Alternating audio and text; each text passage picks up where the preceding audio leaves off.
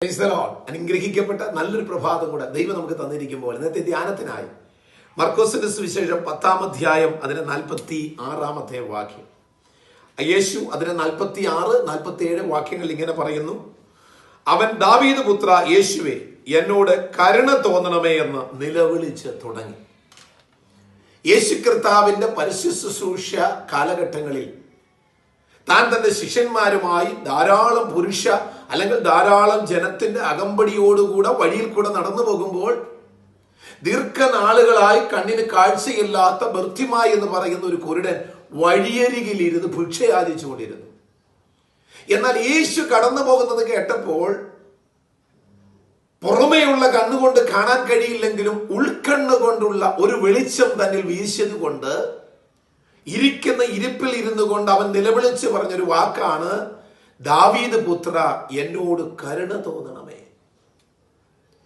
ഈ കുരുടന്റെ നിലവിളിയുടെ മുൻപിൽ അവിടെ നിന്ന് കേട്ടവരെല്ലാം അവനെ ശാസിച്ചു, അവരൊക്കെ അവനെ പരിഹസിച്ചു, ഒരിടത്ത് മാറിയിരിക്കുവാനായിട്ട് പറഞ്ഞു.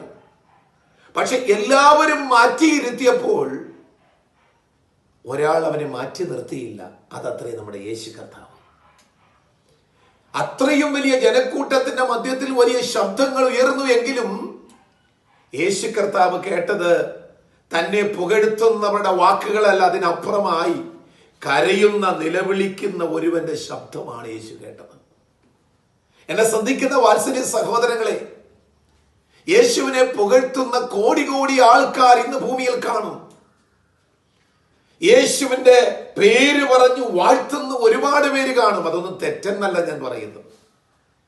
എന്നാൽ പുകഴ്ചകളുടെ ശബ്ദം കേൾക്കുന്നതിനേക്കാൾ അധികമായി കരയുന്നവരുടെ നിലവിളിയുടെ ശബ്ദം കേൾക്കുക എന്നുള്ളതാണ് മറ്റുള്ളവരിൽ നിന്ന് വ്യത്യസ്തനായി നമ്മുടെ യേശു കർത്താവിനെ മാറ്റുന്നത്.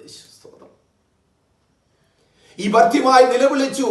യേശു അവന്റെ അരികിൽ വന്നു, അവന് കാഴ്ച കൊടുത്തു എന്നത് നമുക്കിവിടെ കാണുവാൻ സാധിക്കും. എന്നെ ചിന്തിപ്പിച്ചൊരു വാക്ക്: യേശു കർത്താവേ, എന്നോട് കരുണ തോന്നണമേ എന്ന് നിലവിളിക്കുന്നു. ഭർത്തിമായി ഒരിക്കലും യേശുവേ എനിക്ക് കാഴ്ച നൽകണമേ എന്നല്ല അവനോട് നിലവിളിച്ചത്. അവൻ പറഞ്ഞത് കരുണ. യെസ്, പ്രിയപ്പെട്ടവരെ, നാം എന്തൊക്കെ നേടിയെടുത്താലും ദൈവത്താൽ കരുണ ലഭിക്കാതുള്ളൊരു ജീവിതമാണോ നേടിയെടുത്തതൊക്കെ പ്രാധാന്യമില്ലാതായി തീരും. എന്നാൽ കാരുണ്യവാനായ ദൈവം നമ്മളോട് കരുണ തോന്നി എന്തെങ്കിലും നമുക്ക് തന്നാൽ ആ നന്മയ്ക്കകത്ത് നമുക്ക് വേണ്ടതെല്ലാം ഉണ്ട്. യേശുവിന് സ്തോത്രം. ഇന്ന് പകൽക്കാലം കാരുണ്യവാനായ കർത്താവ്, കരുണയുള്ള ദൈവം, നിരാലംബരെയും നിരാശയിലിരിക്കുന്നവരെയും കൈപിടിച്ചുയർത്തുന്നവനായ കർത്താവ് ഇന്ന് പകൽക്കാലം നിങ്ങളോട് കരുണ കാണിപ്പാൻ സന്നദ്ധനായി നിങ്ങളുടെ മുൻപിലുണ്ട്. നിങ്ങളിപ്പോൾ എവിടെ നിന്നാണ്, എവിടെ ഇരുന്നു കൊണ്ടാണ് ഈ വചനം കേൾക്കുന്നത് എന്ന് ഞാൻ അറിയുന്നില്ല. പക്ഷേ നിങ്ങൾ എവിടെ ഇരുന്ന് കേൾക്കുമ്പോൾ ആയിരുന്നാലും യേശു കർത്താവ് എന്നോട് നിങ്ങളോട് പറയുന്നു, നിങ്ങളെ ഇരിക്കുന്ന ഇരിപ്പിൽ ഇരുന്നു കൊണ്ട് ഒന്ന് നിലവിളിച്ച് പറഞ്ഞാട്ട്: യേശുവേ, എന്നോട് കരുണ തോന്നണമേ, ദാവീദ് പുത്ര, എന്നോട് കരുണ തോന്നണമേ എന്ന് നിങ്ങൾ എവിടെ ഇരുന്ന് നിലവിളിച്ചാലും ആ നിലവിളിയുടെ മുൻപിൽ ഇറങ്ങി വരുന്ന ഒരു യേശു കർത്താവിന്റെ സാന്നിധ്യം. ഏതെങ്കിലും ഒരു കെട്ടിടങ്ങളിലോ ഏതെങ്കിലും ഒരു പ്രത്യേക സ്ഥലത്ത് മാത്രം ഇരിക്കുന്നവനല്ല യേശു കർത്താവ്. പിന്നെയോ 2-3 പേർ എന്റെ നാമത്തിൽ കൂടി വരുന്നിടത്തൊക്കെ മാർത്താൽ യേശുവിന്റെ നാമം വിളിച്ച് പ്രാർത്ഥിക്കുന്നവരുടെ മധ്യത്തിലേക്ക് ഇറങ്ങി വരുന്ന ഒരു കർത്താവ്. സ്തോത്രം. ഇന്ന് പകൽക്കാലം യേശു നിങ്ങളുടെ അരികിലുണ്ട്. നിങ്ങൾ എവിടെയാണോ തകർന്നു പോയത്, എവിടെയാണോ നിങ്ങൾ തഴയപ്പെട്ടു പോയത്, ആ സാഹചര്യത്തിൽ യേശു കർത്താവ് ഇറങ്ങി വരികയാണ്. ശിഷ്യന്മാർ രാത്രിയുടെ യാമങ്ങളിൽ പടകുമായി കടലിൽ കൂടെ പോകുമ്പോൾ തിരമാലയടിച്ച് വെള്ളം കയറി മുങ്ങുമാറായപ്പോൾ അവിടെ നിന്ന് അവരെ സഹായിക്കുവാൻ ആരുമില്ലാതിരുന്നപ്പോൾ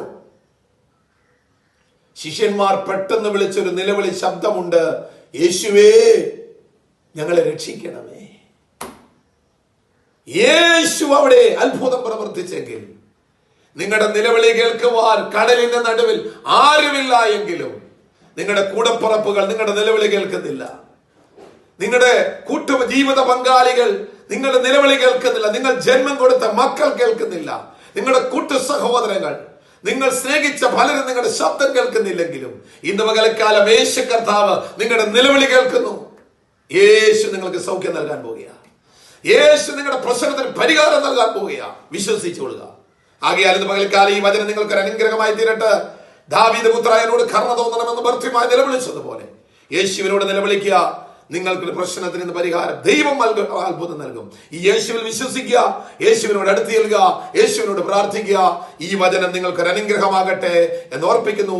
കർത്താവ് നമ്മെ എല്ലാവരെയും ഈ വചനത്താൽ അനുഗ്രഹിക്കുമാറാകട്ടെ.